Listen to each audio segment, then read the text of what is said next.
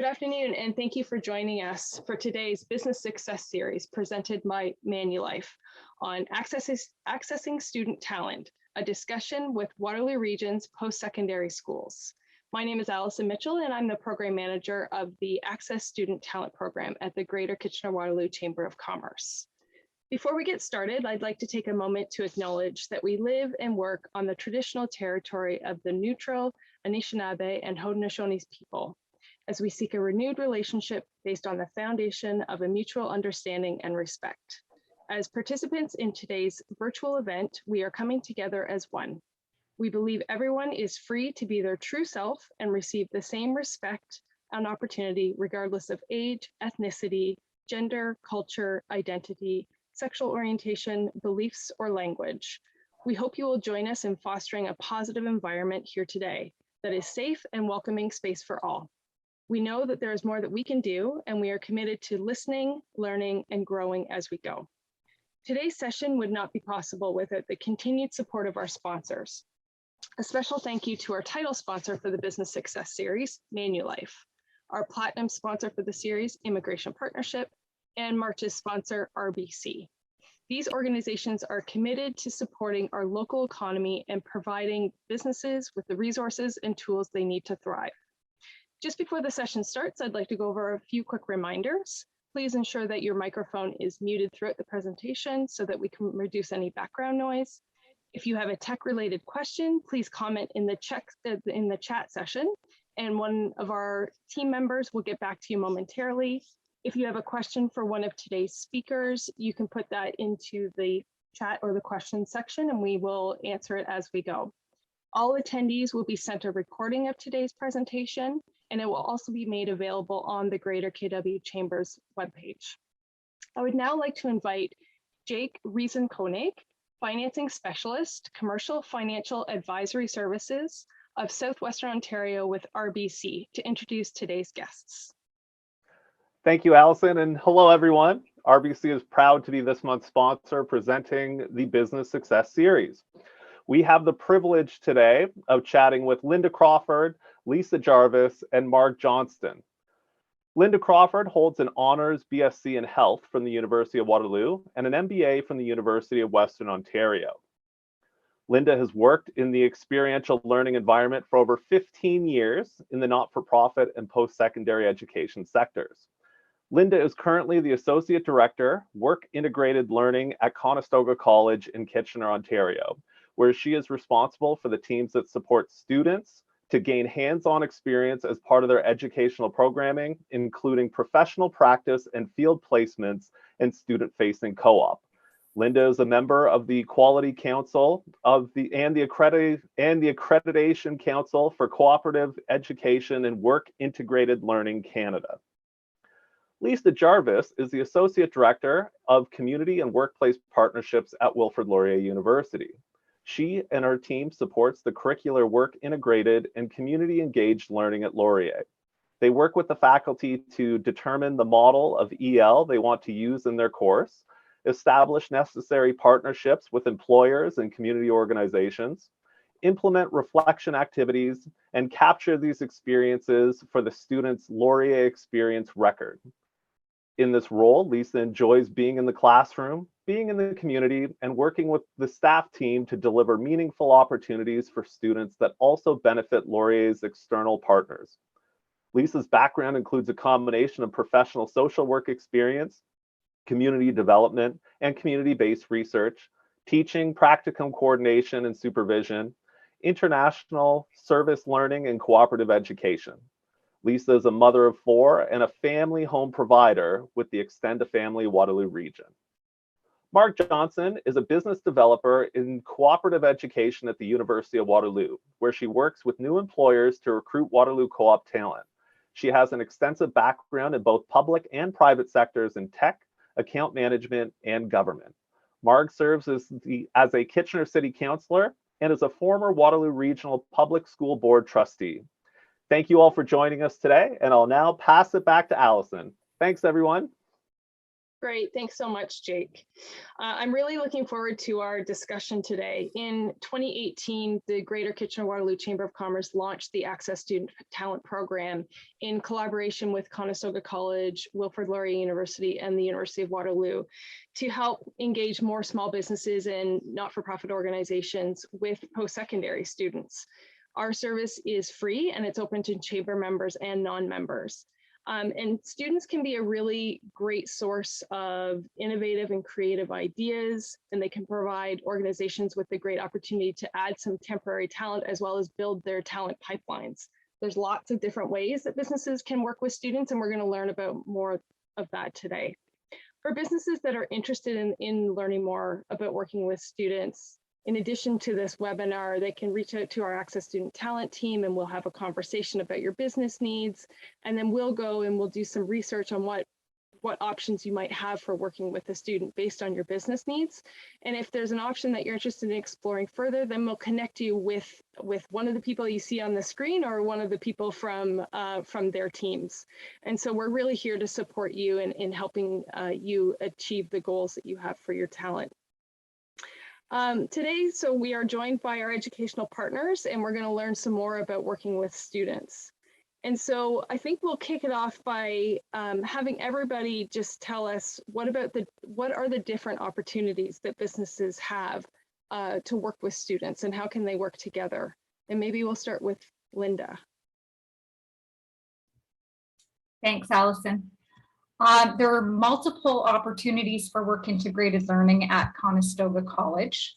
Conestoga has over 60 programs with co-op, and they vary from architecture, design, construction, engineering, IT, business, hospitality, trades, public service, and community service. So we have a broad range of co-op opportunities. We also have a number of work integrated learning opportunities that are unpaid, and they are in community services, health sciences, creative industries like graphic design and journalism, business and hospitality.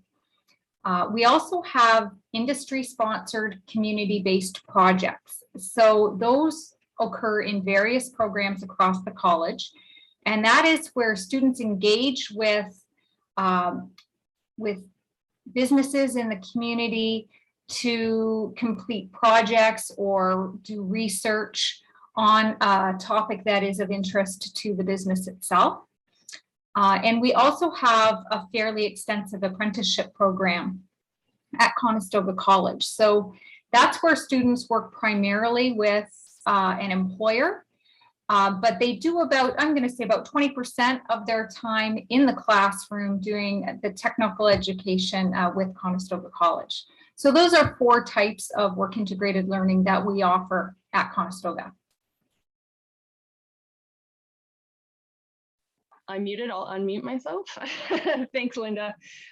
Lisa, can you tell us about the different opportunities that there are for businesses and students to work together at Laurier? Sure. So Laurier Co-op has the largest co-op business degree program in Canada. So certainly our undergraduate business students for co-op. We also have undergraduate students co-op programs in arts and science, user design, economics, and at the graduate level in communications, business, economics, finance, and computing.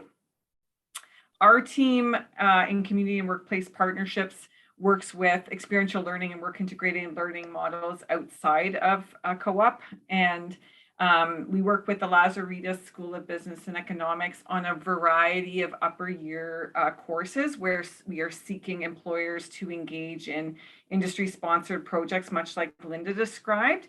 And some of those courses would include services marketing, social media marketing, brand management, environmental economics, and in our business technology management program, a course in technology innovation looking to serve businesses around a technology related case or problem.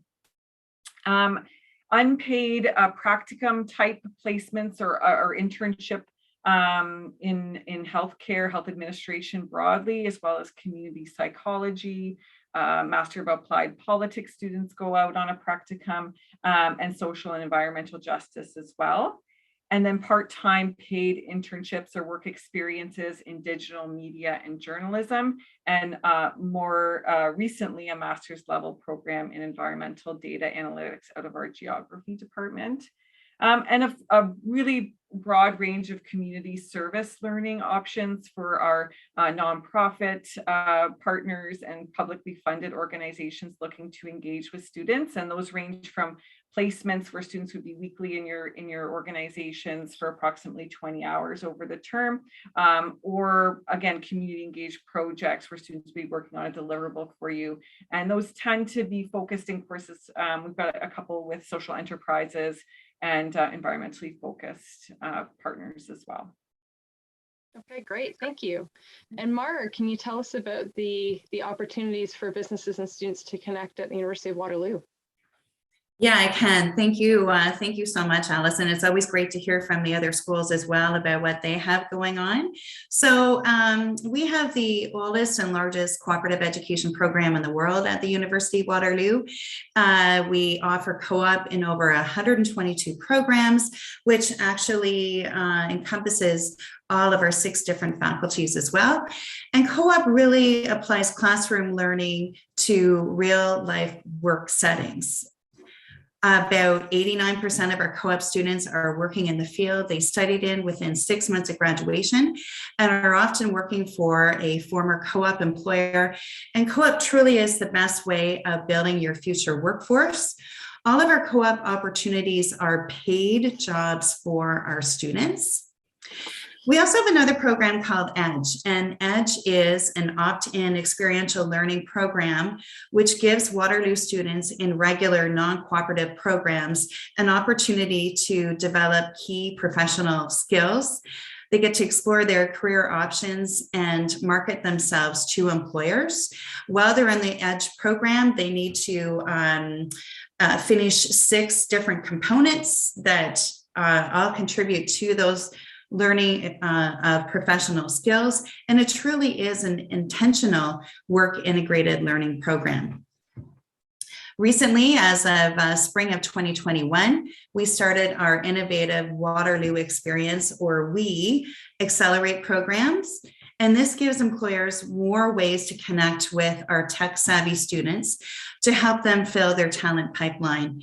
This program is for first work term students, and it combines future-ready, in-demand skill development content, which was co-created with a number of industry collaborators, and I'll be talking about that later, with very team-based project experience. So if employers don't have the capacity to hire a student for a traditional 12 to 16 week work term, this truly is a great way to harness our students' bright minds for shorter projects that they have.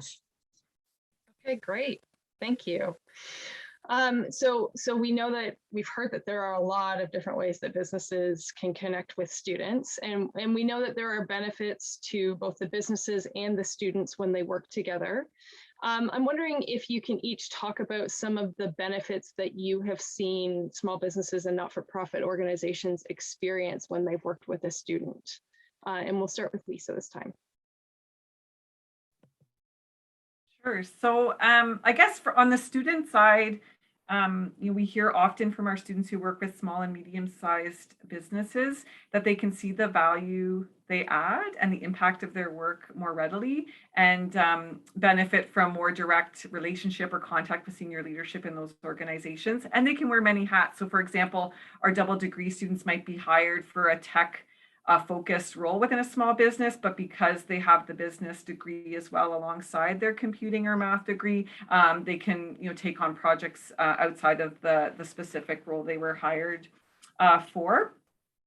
And yeah, I think for businesses, of course, it's a cost-effective way of meeting your needs. And Mark has already spoken to just overall how you can build your talent pipeline, and that's with all all forms of work integrated learning that we're talking here, you'll have the opportunity to identify talent that could you could engage with for longer term positions down the road. You build your brand with our students when you're engaging with them on community or industry engaged projects. Often in our project-based courses, you're getting different versions of a deliverable, so you can use that, you know, whether you right away or you can keep it in a file for later, and you're getting fresh perspective, right? Whether it's a co-op student coming into work on site with you full time for 4 months, or you're, you know, you've got a group of students pitching a solution to a case that you've developed in a business course or otherwise. You're getting that, you know, students applying that,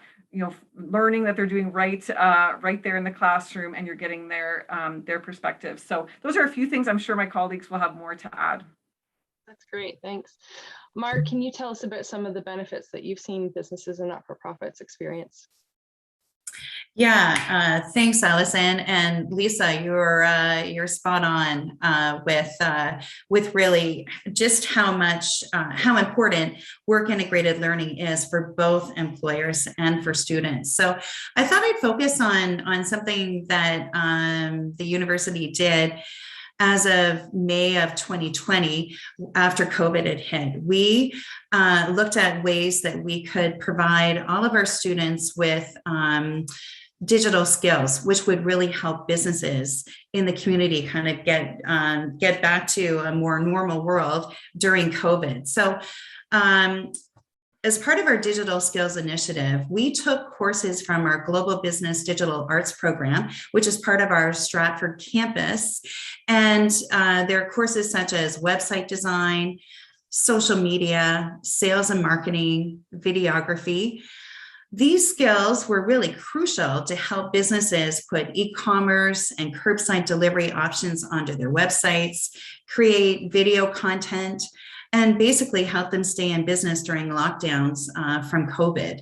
We know that many companies were kind of caught off guard whenever COVID first hit, that perhaps they'd started their business maybe 20 years earlier. They put a website up at the time that included their, their business name, addresses and things, probably a fax number at the time, but maybe hadn't touched their websites that much since then because business was going great.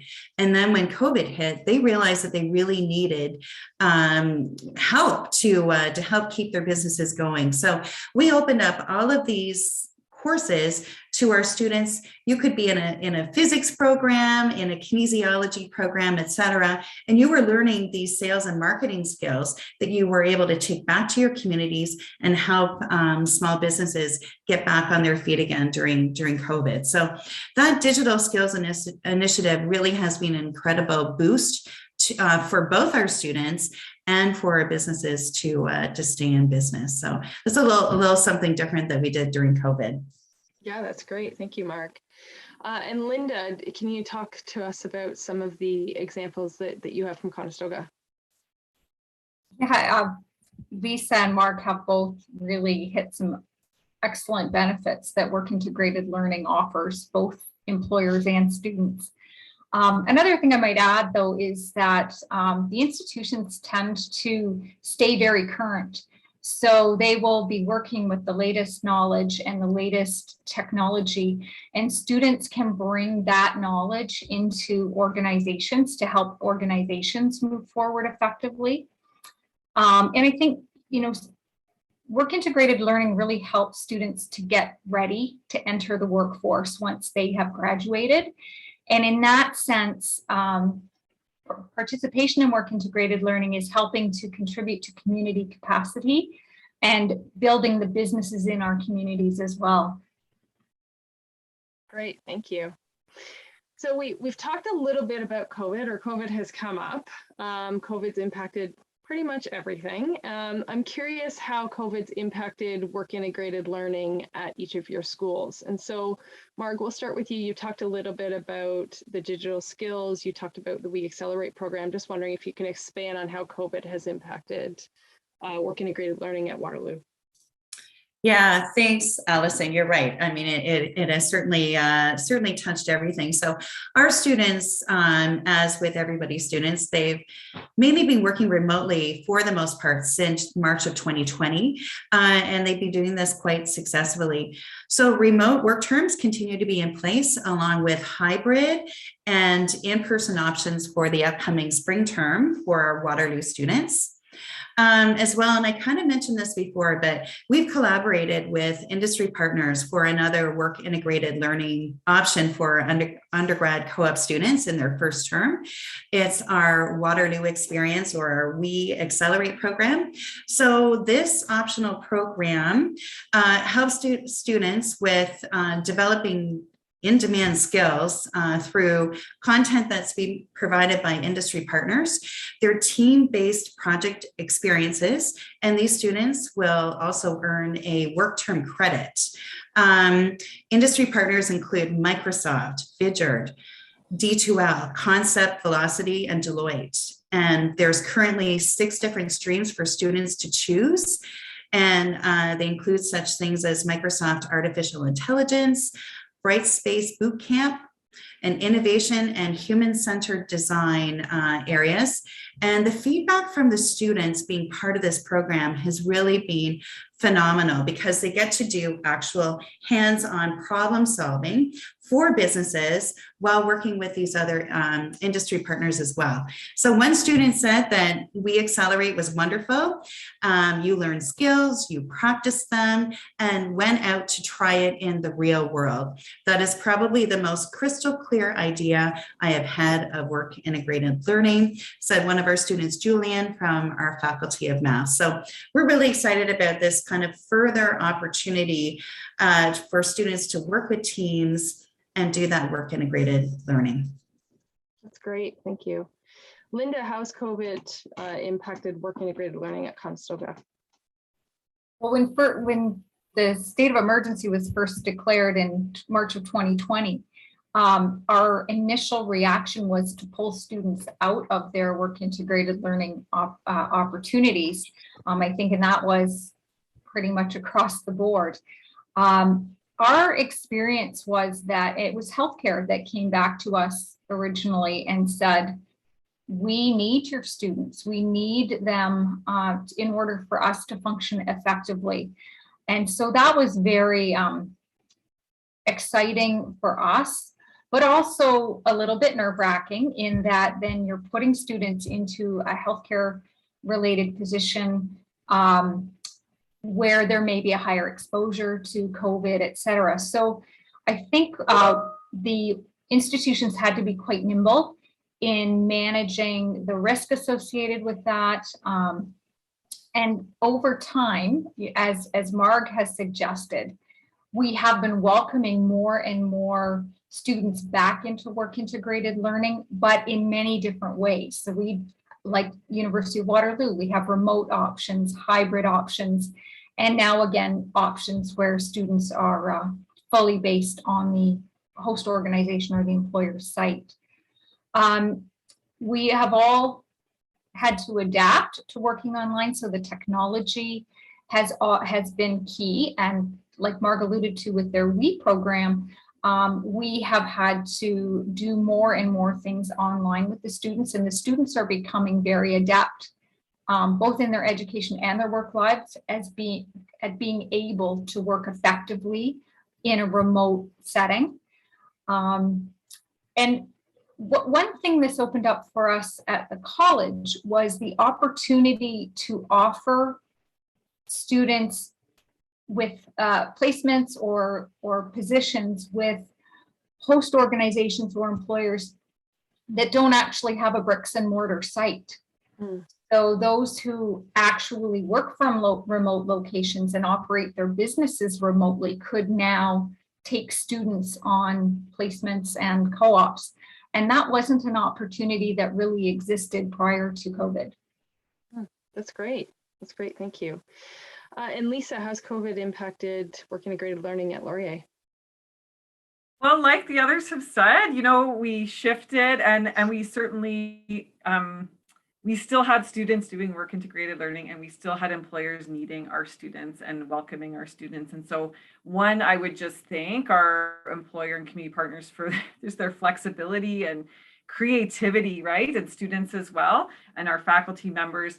So I don't have too much more that's new, but like all of you, we moved from remote to then hybrid, and certainly, like Linda said, healthcare, social services, and our nonprofit partners who really did need to continue to offer frontline support to their communities and to folks that they serve.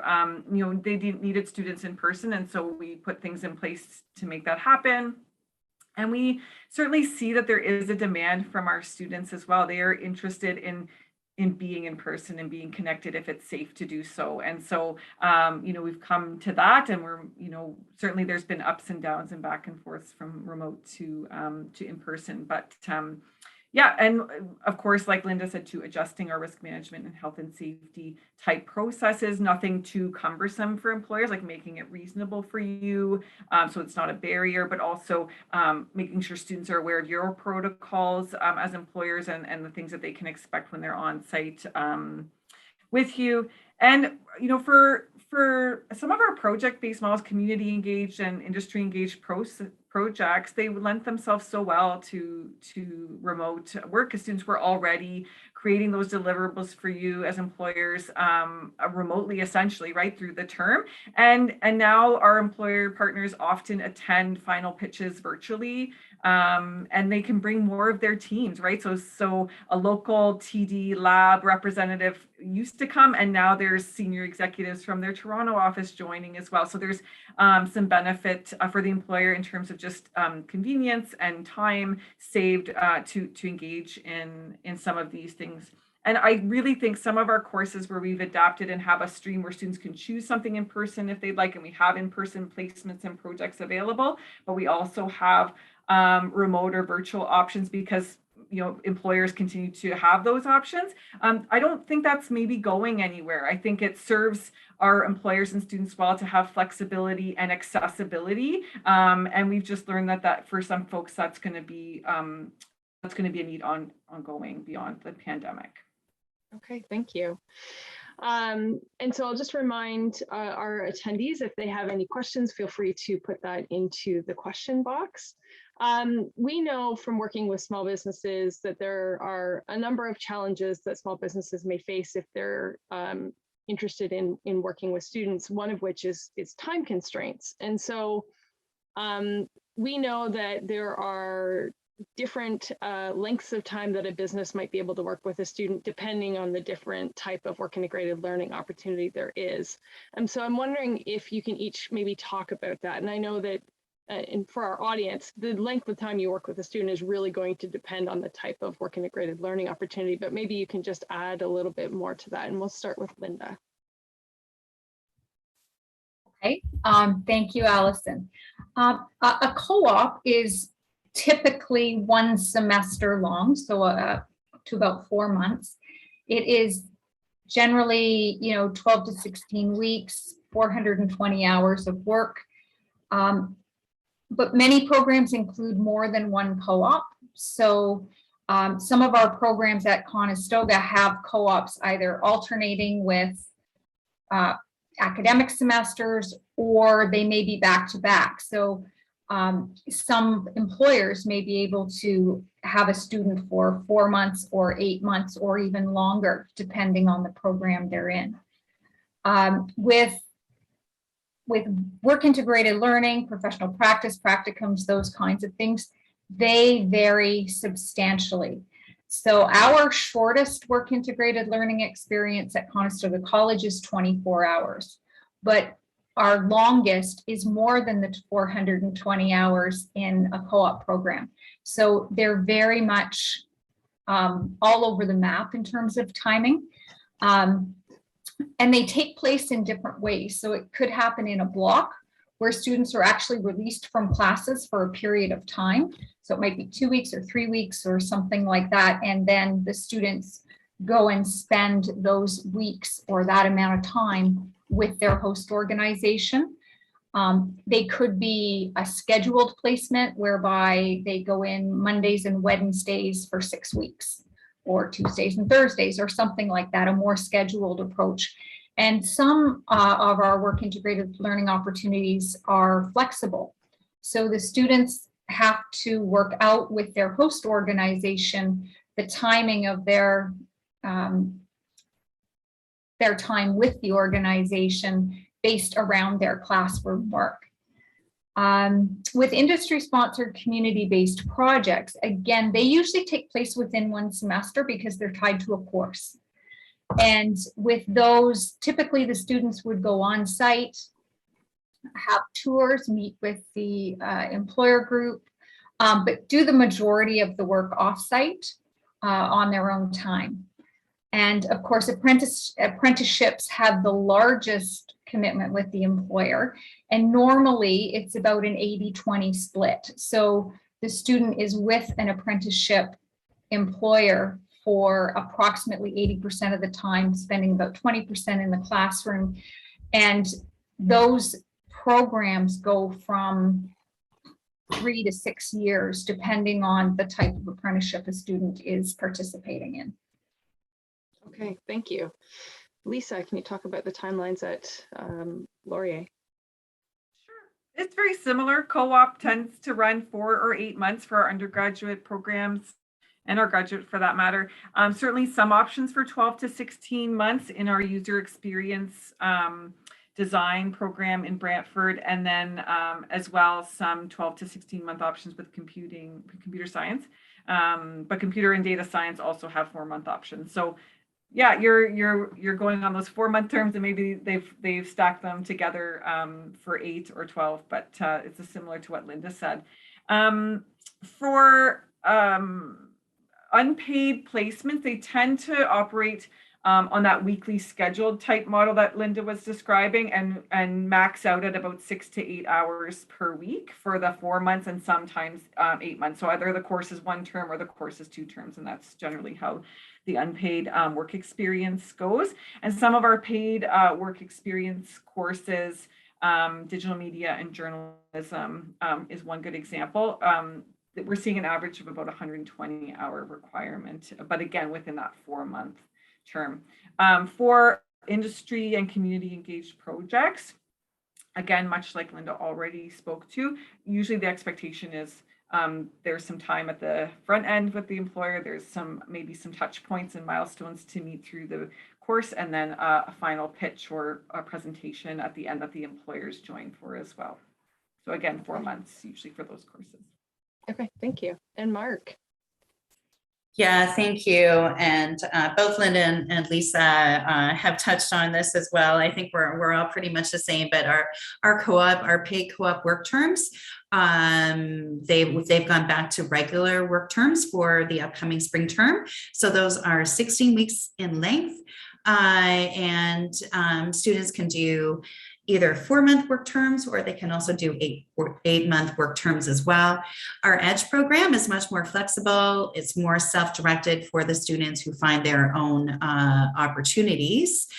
So it can have kind of more flexibility in terms of how long those are. And the We Accelerate program, those run for 5 weeks or 120 hours. Okay, thank you. And when we're talking with businesses, we often get questions about, how far in advance should the business be planning? And we actually got a question from somebody today that says, how long does the process usually take, and when should I reach out? And so I'm curious who would like to take that. Mark, do you want to? You're on mute. There you go. Sure. Yeah. So, okay. So when should they be reaching out? I always say kind of the earlier, the better. Makes a lot of sense to do that, to have really a clear project in mind that's achievable and within the time frame that they're looking to hire their student. I'm not sure if they asked this as well, but really concentrating on their job description and writing something that's clear and concise with a good outline for the job that they have in mind for their student. This really helps you have a good match with your student and starts the work term out on really good footing. Ensuring that you have a supervisor in place that's going to be able to answer questions for your student and provide that mentorship for them while they're on the job. Those are all really good things that help you start off your work term well. Also, and I'm sure this is the same at all of the schools, we have resource teams that are in place for employers whenever they're working with our students. So you're going to work with an account manager who's going to help you design an ongoing recruitment program, account coordinator who will help you with the entire hiring process, as well as a student advisor who's there to help both you and your student should any issues arise during the work term. So make sure you're working really closely with your account team, starting early, writing that good job description. Those are all keys to having a successful work term. Okay, great. There are times that we've talked to small business who haven't worked with a student before, and they'll not really understand the timeline in terms of the planning. So they'll say, you know, I'm interested in working with a student next month, for example. And so we need to often have the conversation about, you know, as early as possible. Usually it's about a semester ahead. I'm wondering, Lisa and Linda, do you have anything to add in terms of the timeline on when the businesses should be planning to reach out? I would have to agree with Mark, just the sooner the better. Okay. Because particularly with unpaid work integrated learning, it tends to happen at a particular time within a program.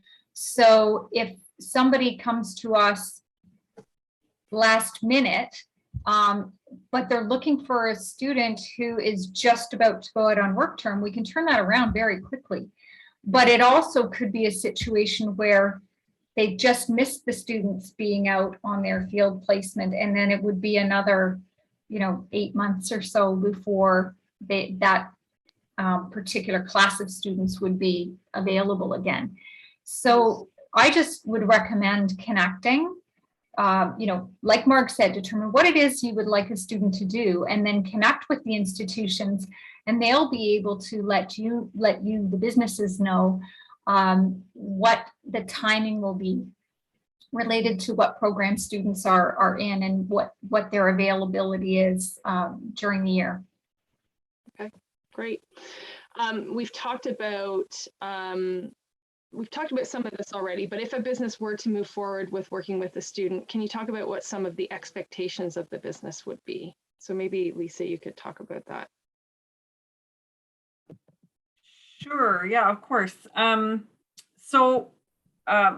I think we've mentioned just in terms of the definition of co-op that there's an expectation that the positions are paid and full-time in 16 weeks. So those sort of really more housekeeping type administrative things.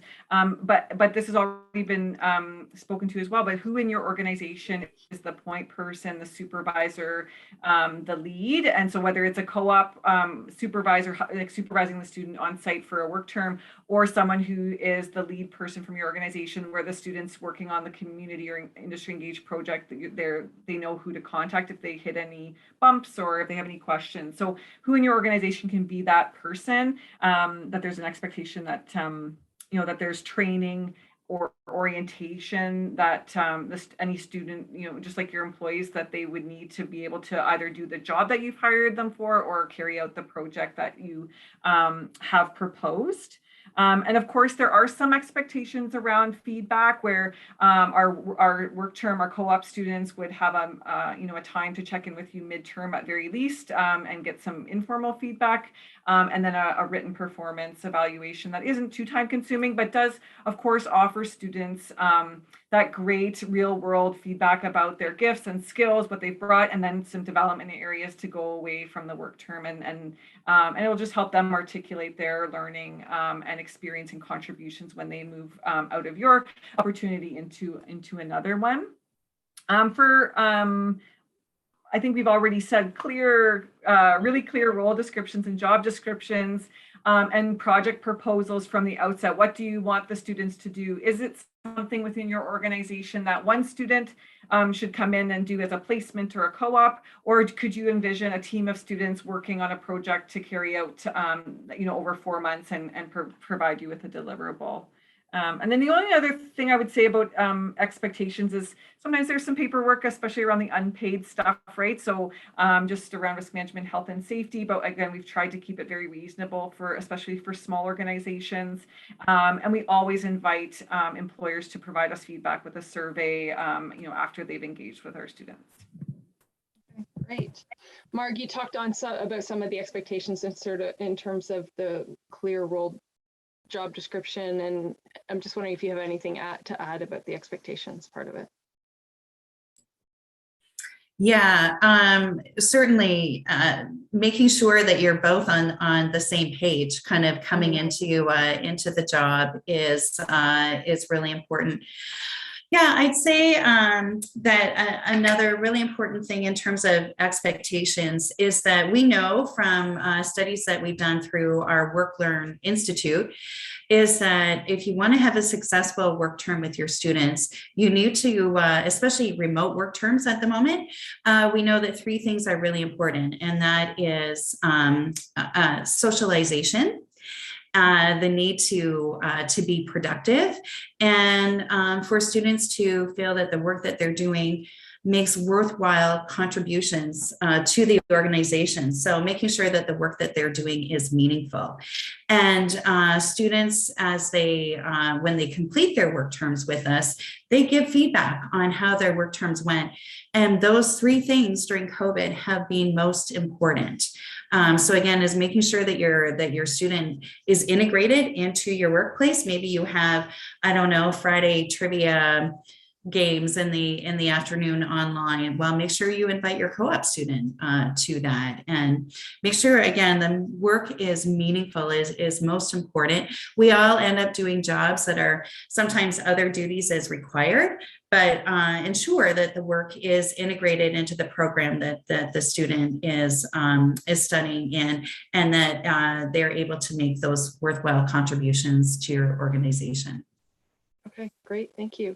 And Linda, anything that you would like to say about the expectations? Yeah, I think that Marg and Lisa have really hit all the things that we had. But just the one thing, just to expand a little bit on what Marg just said, is that it's great if employers can remember that this is a learning experience for the student, and it is part of an academic program. So students are actually asked to reflect on that experience and what it adds to their learning. So if employers can just keep that in mind as they're working with students, that's great.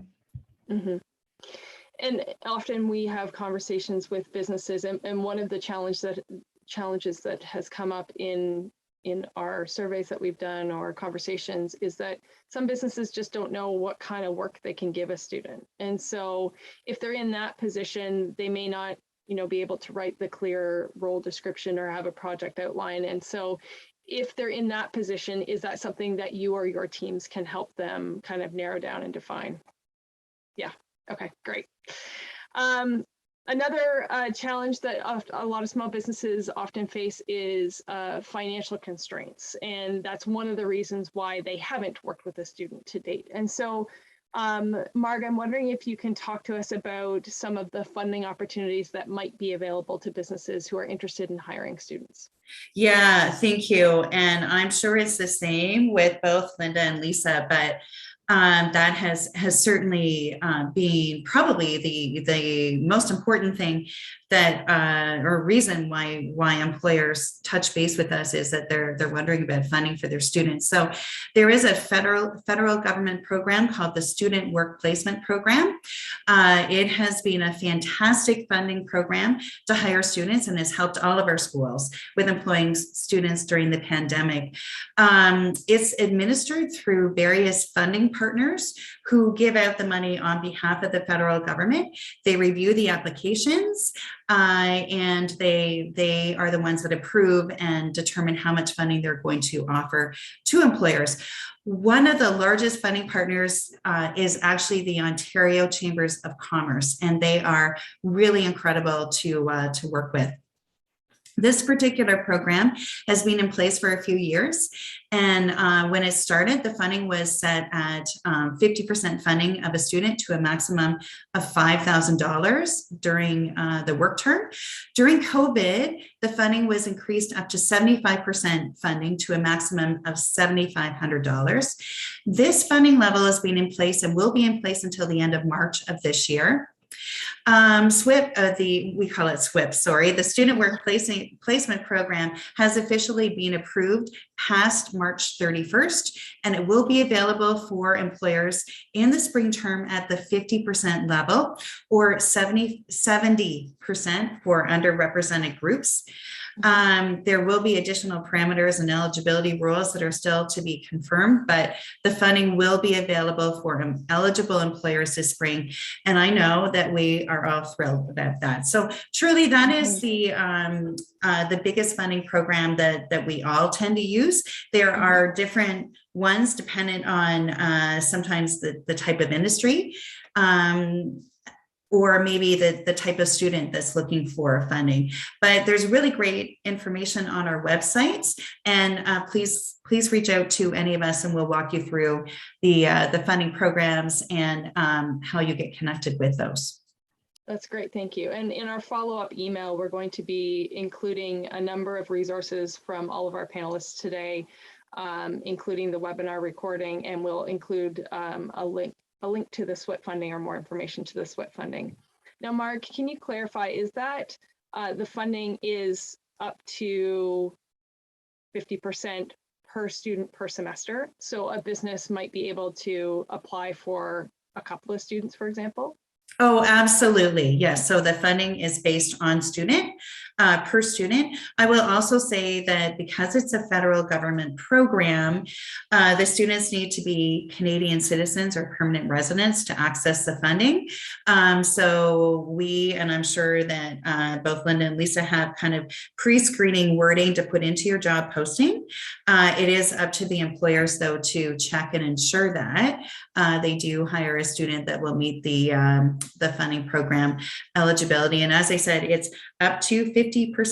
So that's where you check in with that funding partner, and they're going to be able to tell you, especially if you're going to be dependent on it ahead of time, how much the funding will be.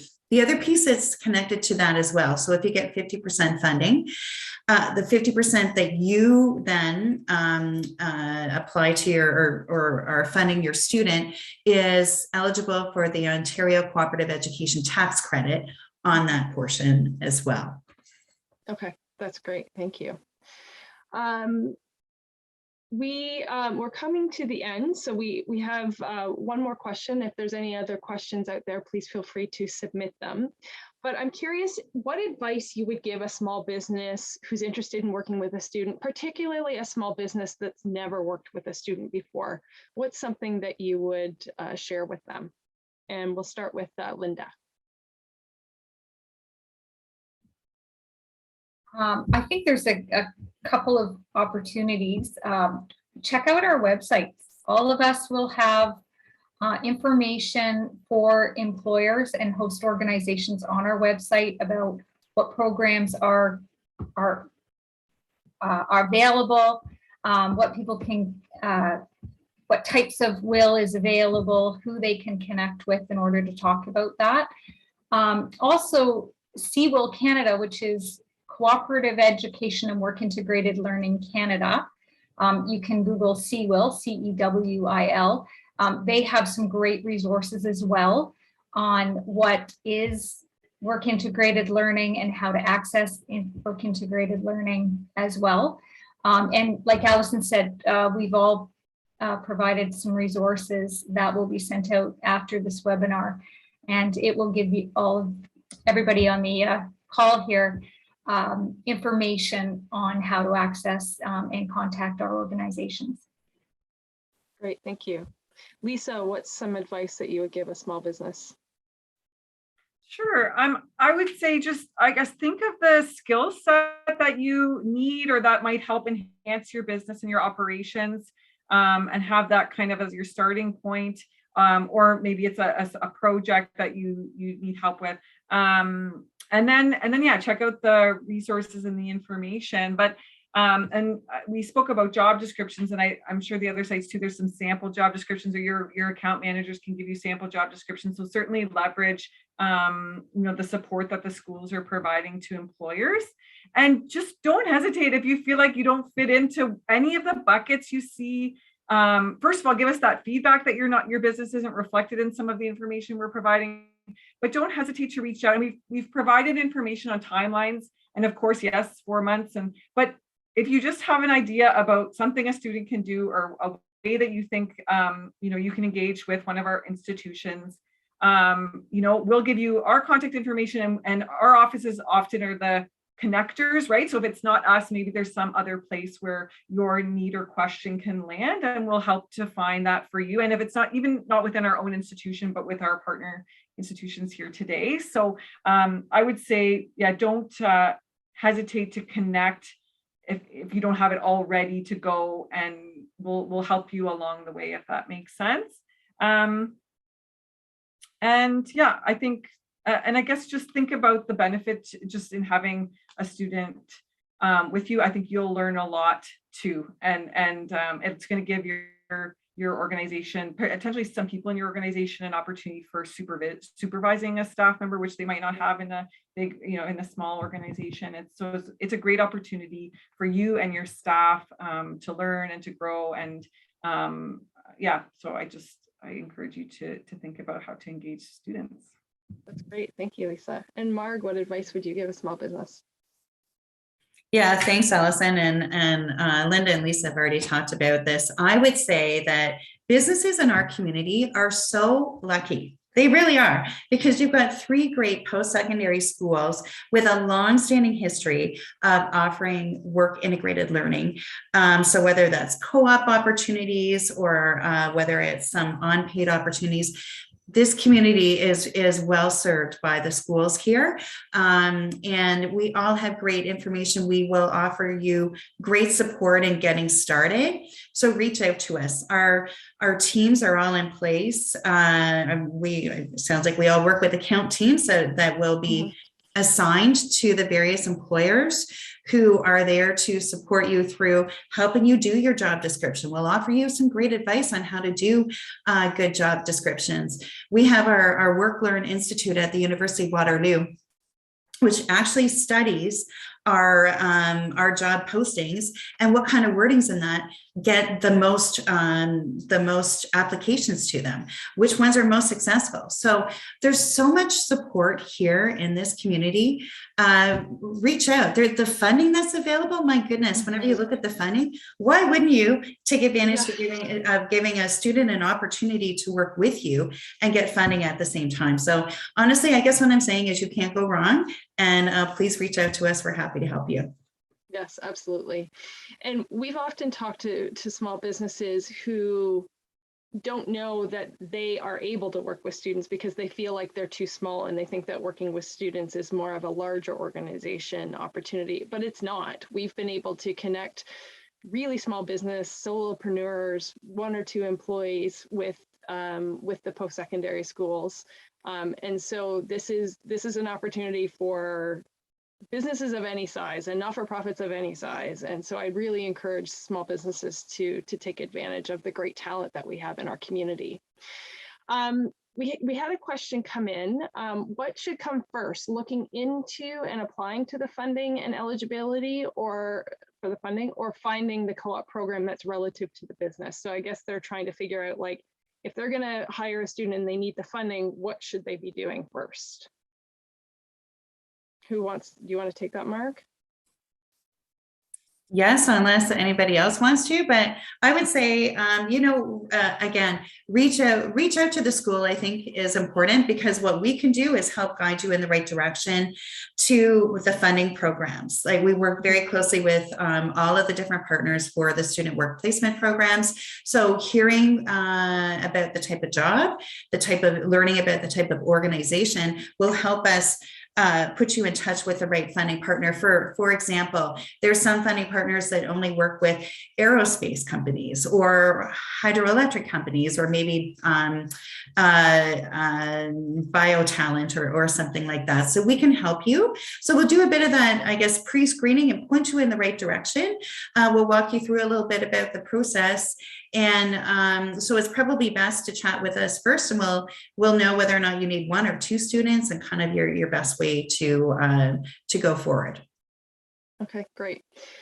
We'll sneak in one final question here. And so the question is, how can I assess or evaluate the student? Is there a formal process? And I guess I would add to that, if somebody's never worked with a student before and maybe they don't have a lot of supervisory experience, can your teams provide support in terms of how to properly evaluate a student? Lisa, do you want to take that one? Sure.